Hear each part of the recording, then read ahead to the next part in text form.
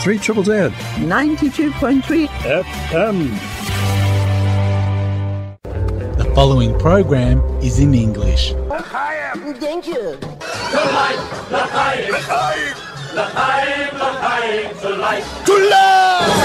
You're tuned in to L'chaim, to life, with your host Morris Klein, who just happens to be my baby brother. Shalom Aleichem, welcome to L'chaim, to life, Jewish life, and more. And what a L'chaim it promises to be. Last week the focus was local here in Melbourne, so this week we have another theme which I am quite sure will become self-evident. I catch up with Nadia Matar, co-founder and co-president of the Women in Green Ribbonut Sovereignty Movement. So this is it. I'm with the show. You're tuned into L'chaim, to life, Jewish life, and more on 92.3 FM, 3 Triple Z.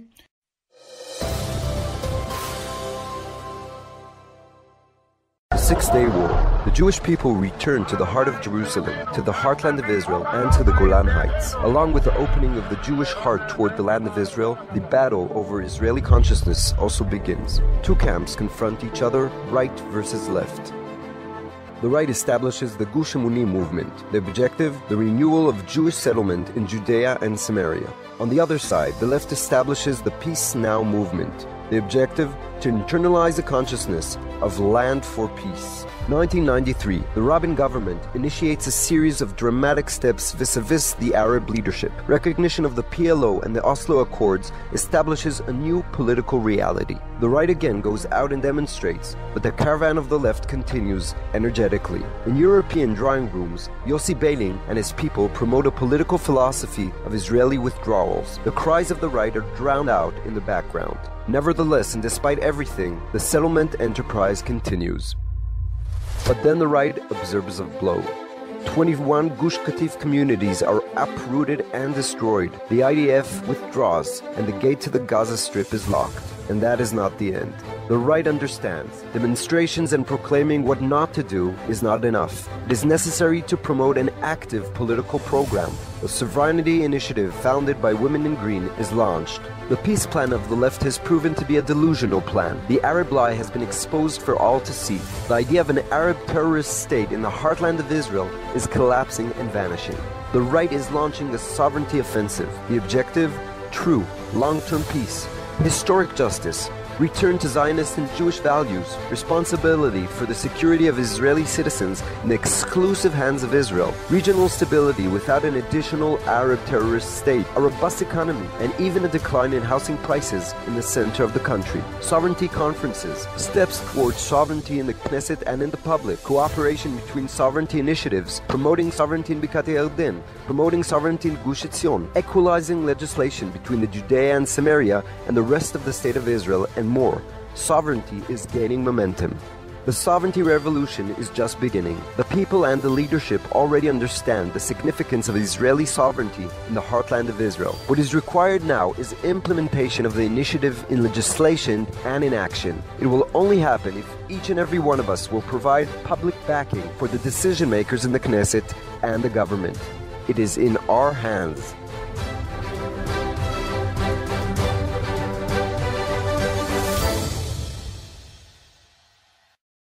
I'm quite sure that our L'chaim listeners would be well aware that the Biden administration in the US is desperately trying to undermine all the great initiatives, work and achievements of President Donald Trump at home in the US and in the Middle East, and especially when it comes to Israel. The pathetic, false Biden administration is proposing to open a US Palestinian consulate in Jerusalem, to which the majority of Israelis are firmly opposed. One organisation that is leading the way in the opposition to the hostile proposition of a US Palestinian consulate in Jerusalem is Ribbonut, the sovereignty movement. And joining us tonight on L'chaim is Nadia Matar, co-founder and co-president of the Women in Green Ribbonut Sovereignty Movement. Nadia, welcome to L'chaim, to life, Jewish life and more. Thank you. Shalom. Good evening to all of you. Nadia, you and I spoke on air a few years back. You live in Efrat, which is 12 kilometres south of Jerusalem between Bethlehem and Hebron. We have just played some of the excellent Sovereignty Chess YouTube clip as an introduction to our interview with you tonight. I exhort everyone to check out the clip. Nadia, our focus tonight is going to be about what Ribbonuit has organised the past few weeks. Before we get on to that, could you please tell our L'chaim listeners, in your own words, what the Women in Green Ribbonuit sovereignty movement is all about? Thank you. In 1993, when the Oslo agreements were signed, unfortunately, with the mass murderer Yasser Arafat, and we realized that the Israeli government is giving parts away of our homeland to him and is creating a terrorist entity called the Palestinian Authority, giving them land, giving them weapons, we understood that we cannot stay at home quietly. And my mother-in-law of blessed memory, Ruth Matar, founded the Women for Israel's Tomorrow, which with the clear message that if we want to have a tomorrow, we have to keep our homeland, which, as we remember, is very, very small already with Judea and Samaria. And when we started demonstrating against the Oslo agreements, when we realized they want to shrink us back to the green line, the pre-67 borders, we were dressing then at the time with green hats, and they labeled us the Women in Green. That is how we adopted our nickname. But then in 2005, we failed in preventing the expulsion from Gush Katif, and I met an incredible person, Yehudit Katzover, one of the pioneers of the renewed Jewish settlement in Hebron. And together, when my in-laws stopped being in Women in Green because of health reasons, we joined to get forces together and continue to promote the fact, the very motto that this land belongs to us. We have no right to give it away, but not this time with demonstrations. We understood that the right wing for so many years keeps on saying no. The left wing has a plan, which we oppose, the two-state solution, they call it, which we know is committing suicide. But the right wing, up till 2011, was constantly saying no to a Palestinian state, no to give them weapons, no to talk to terrorists. What is our yes? What do we want?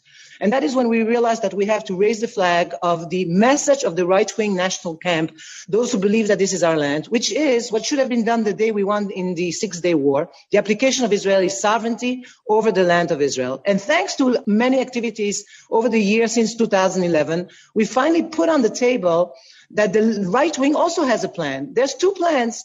Thank God, with a lot of work and a lot of support and a lot of different people involved, not only us, we basically brought sovereignty all the way to the White House. Unfortunately, the Trump plan, we opposed it because we are against 30% sovereignty and 70% Palestinian state. But the idea of sovereignty came onto the table. That is the background. Nadia, for the past few weeks, the sovereign movement has been at the forefront conducting vigil protests outside the building to the proposed US-Palestinian consulate in Agron Street, Yerushalayim. It's been reported around the world. Even the very hostile to Israel CNN has reported on protests. The White House is not happy. The Islamic elements are not happy with the rallies. Please take us through this and how it's all been going. So, when a war starts with a siren and with bombing and planes and cannons and tanks, then the people get united. First, you get scared, but you get united against the enemy. But there's another kind of a war, which starts with a sound of silence. And it is the war of consciousness that brings upon terrible actions lately if you stay quiet. These days, Israel, there's a battle for Jerusalem. And we are in the middle of a war in Jerusalem. And it is a war that is difficult to identify because there's no shelling by tanks and there's no cannons or bombing. But if we continue to close our eyes, we may, God forbid, awaken to a reality in which the heart of the Jewish people, its eternal capital, Jerusalem, is no longer in our hands, God forbid. When we heard that President Biden plans on reopening the consulate in Jerusalem for the Palestinians, we understood what it meant. They're trying to tell the world that it's nothing, it's just consular services, but which is not true. There is an American embassy in Jerusalem that gives all the services needed. So when we understood what they want to do to reopen that consulate, it meant the establishment of an American consulate in Jerusalem for the Palestinian Authority is a de facto partition of Jerusalem and transform it, God forbid, into the capital of what they want, the Biden administration, the radical leftist administration of Biden. They want to turn it into the capital of a Palestinian state. When we heard that, we, together with 20 organizations, jumped into the water and said, we cannot be quiet. We have to start protesting against it. We have to wake up the people to the dangers. And that is what we did for 3 weeks in a row with rallies to, again, 20 extra parliamentary organizations that represent the majority of the Jewish people. If there is one thing that we still are united about, is that the overwhelming majority of the Jewish people in Israel and abroad, all the governments of Israel, that Jerusalem, united and undivided, is the capital and the only capital of the state of Israel. And thank God we had two demands during those vigils. The first demand was that the government of Israel would make a clear statement about it, that they opposed the opening of the consulate after the budget here in Israel. And the second demand was, of course, from Biden, keep your hands off Jerusalem. Last Saturday night, we received the first demand, meaning when Prime Minister Naftali Bennett and Foreign Minister Yair Lapid both declared at a press conference with no uncertain terms that Israel will not agree to the opening of the consulate, we understood that we reached first success. The second part now is, of course, to make clear to the American administration, keep your hands off Jerusalem. And therefore, we stopped the weekly rallies in Jerusalem. And now we're going to focus our activities in America and abroad, showing them that it is against the Israeli law, against the Israeli people. And if anybody who wants to call himself a real friend of Israel has to respect the law of Israel and has to respect the will of the overwhelming majorities of the Israelis and of all Israeli governments. And we are focusing on America. We already have a little video of one of the congressmen who came out, Congressman Andrew Garbarino, came out against President Biden's intention to open the consulate. And we're going to, please God, sweep the public opinion against it so that they will understand that nobody touches Jerusalem. Jerusalem is the undivided, united capital of the Jewish people of Israel. Amen, absolutely. Nadia, if any of our L'chaim listeners here in Australia and overseas would like to support your great work and the work of Ribonut, what can they do? They can contact us and we'll talk more, because I know on radio show we can't go at length, but we would love to speak to people who want to join and help. And everybody can do different things. We need to spread our message on Facebook, on Twitter, on social media. We need to open chapters of sovereignty all around the world. Because the message is, we're not doing this only for us. We have to remember that the Arabs, their main slogan here in the Middle East is first the Saturday people, then the Sunday people. First we'll get rid of Israel, and then we'll get rid of the other religions. It's a much bigger war. The reason we need sovereignty, and that it should attract not only the Jewish people, but also all the Gentiles, all the people who want to continue and believe in the biblical values of the Western values, is that Israel is basically the little boy holding the entire front here for the Western civilization. And the only way we will keep our values is by keeping a strong Israel. And Israel will only be strong if we stay in all of Judea and Samaria between the sea and the Jordan River. Therefore, we call upon anyone who wants to help us to come to our website, ribonut.co.il, or the Women in Green website, contact us and tell us how you can help. And of course, I won't hide it. Everything we do is also very expensive. Anybody who wants to be partners also in the expenses is invited to. But before, let's make a contact and let's see how we can spread the message of sovereignty also to Australia. Nadia, I'd like to invite you back early sometime next year to talk about the Oswegon Nature Reserve. It's a wonderful project that has been going for a number of years. We'll have you on sometime next year. So Nadia Matar, co-founder and co-president of the Women in Green Ribonut Sovereignty Movement, along with your co-founder and co-president, Yehudit Katsova. Thank you very much for joining us on L'chaim, to Life, Jewish Life and More, with your very, very important work for Medinat Yisrael. Much continued success to you and Team Ribonut. Yasher koach to everyone. Thank you very much, L'chaim, for the sake of Israel's sovereignty. Amen.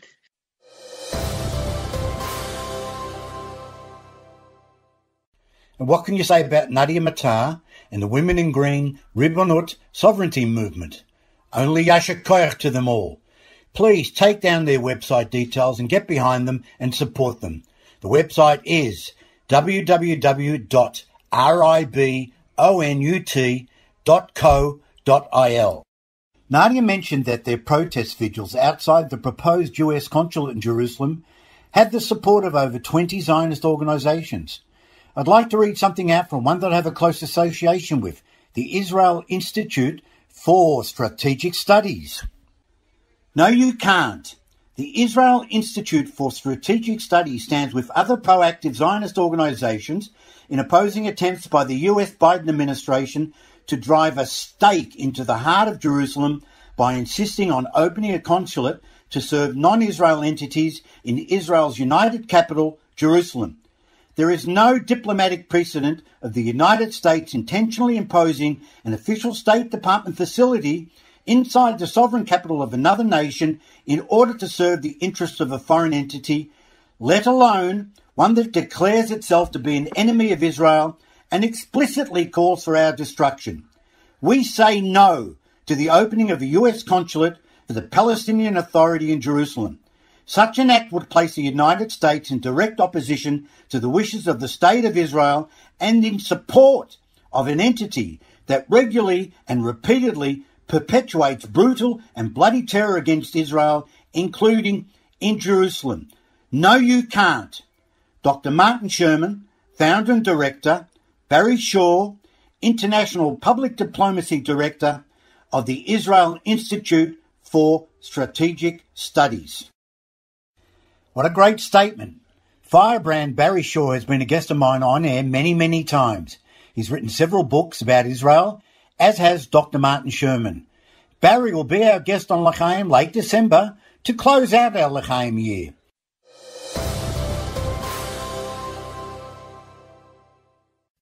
I am quite sure our listeners worked out the theme of tonight's L'Chaim with... Now, a reminder, our guest last week was Judy Fagland, founder and president of Mitzvah Day Australia. Mitzvah Day is happening this Sunday, November 21st. So please give thought to getting involved for a few hours and check out the Mitzvah Day website, www.mitzvahday.org.au, or the Mitzvah Day Facebook page to see what projects you can join and participate in some community activity and fun, making a difference. This is hot off the press. Well, actually Facebook yesterday. The JNF Australia are thrilled to announce that registrations are open for their mission to Israel next year. To be first to find out and more information, register your interest at www.jnf.org.au/mission-2022. Visit Israel with the JNF October 21st to November 1st, 2022. The Australian Jewish Association's guest tonight, immediately preceding L'Chaim, was Lauren Isaacs, National Director of Harut Canada. She's a popular speaker in Canada and in Israel, and tonight was her first address to an Australian audience. Lauren was recently arrested on Har HaBayit, Temple Mount, for the crime of displaying the flag of Israel. I'll be checking out the YouTube recording when it gets posted tomorrow. The AJA's guest next week is American author Michael Meyerson with his book, Are Jews Really Not Good at Sport? All the information's on the AJA's Facebook page. Check it out. Right, you'll find in about 15 minutes to half an hour a recording of tonight's L'Chaim program at 3zzz.com.au. Click on the down arrow in the Listen to a Show square and scroll down to the Jewish group. You'll find it there. Links to YouTube recordings of tonight's interviews will be posted to the L'Chaim and Morris Klein Facebook pages tomorrow. L'Chaim podcasts are also available at J-Wire, digital Jewish news daily for Australia and New Zealand. Please check out the other two programs that make up the Jewish group here at 3ZZZ.